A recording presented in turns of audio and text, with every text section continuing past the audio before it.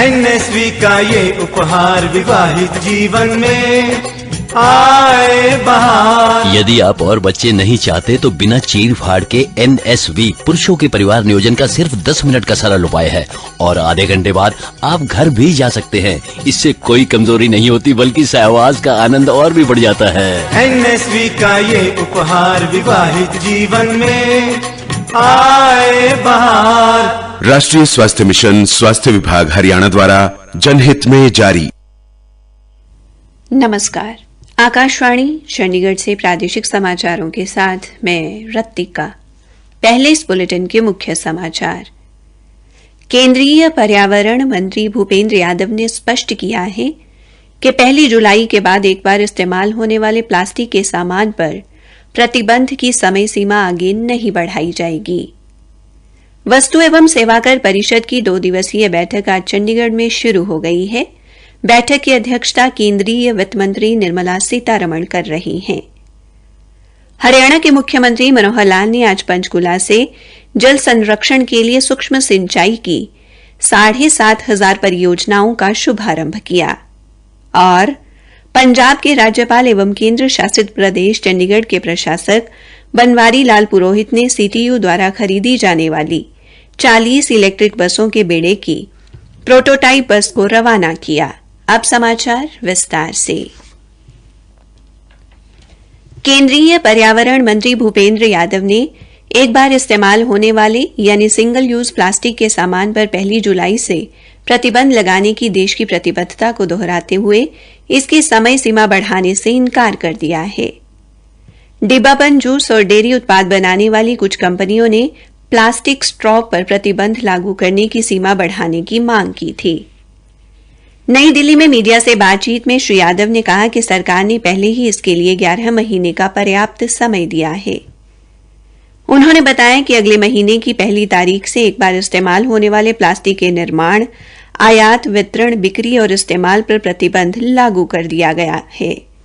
श्री यादव ने बताया कि प्रतिबंधित वस्तुओं में गुब्बारे, कैंडी व आइसक्रीम के लिए इस्तेमाल होने वाली प्लास्टिक की स्टिक, प्लास्टिक के झंडे, सजावटी सामान, कप, प्लेट व ग्लास शामिल हैं।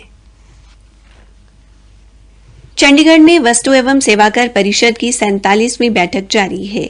केंद्रीय वित्त मंत्री निर्मला सीतारमण की अध्यक्षता में हो रही इस बैठक में जीएसटी दरों और वस्तु एवं सेवाकर कानून में नए बदलाव करने पर विचार विमर्श किया जा रहा है। इस 2 दिवसीय बैठक में केंद्रीय वित्त राज्य मंत्री पंकज चौधरी, राजस्व सचिव तरुण बजाज, केंद्रीय अप्रत्यक्ष कर एवं सीमा शुल्क बोर्ड के अध्यक्ष विवेक जोहरी तथा राज्यों व केंद्र शासित प्रदेशों के वित्त मंत्री और केंद्र व राज्य सरकार के वरिष्ठ अधिकारी हिस्सा ले रहे हैं। उल्लेखनीय है कि परिषद की नई दिल्ली में हुई पिछली बैठक में कपड़ों पर जीएसटी दरों में किए गए बदलाव के निर्णय को स्थगित करने की सिफारिश की गई थी।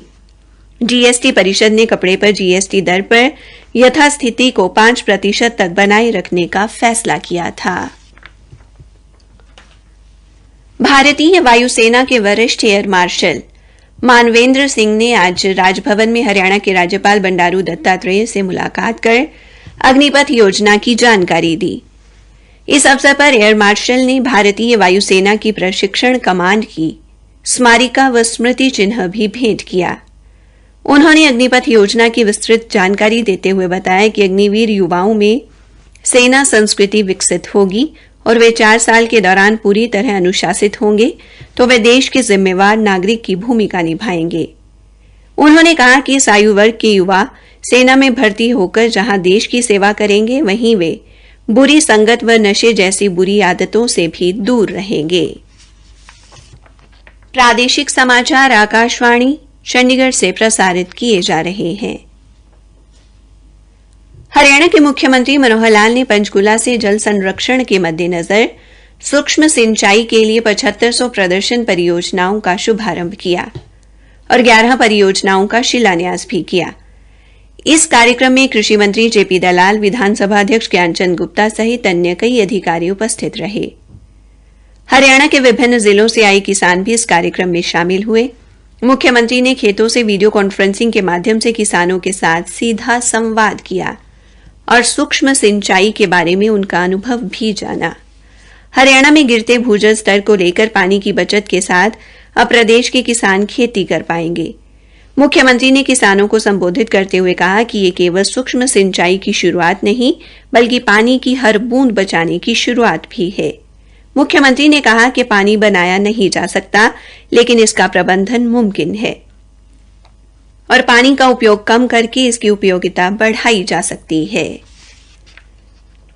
हरियाणा में गांव की तर्ज पर शहरी क्षेत्रों में भी लाल डोरा मुक्त करने की प्रक्रिया शुरू हो गई है।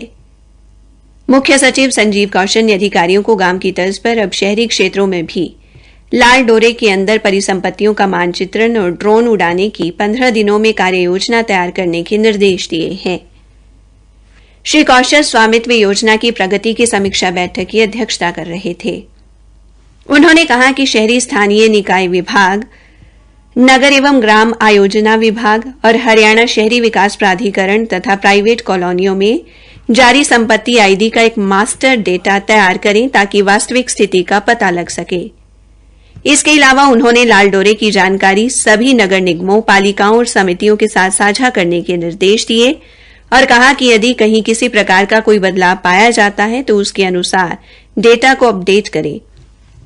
मुख्य सचिव ने कहा कि लाल डोरा मुक्त योजना की शुरुआत देश में सबसे पहले हरियाणा ने की थी, जिसके बाद देश भर में स्वामित्व योजना के नाम से इसे लागू किया गया।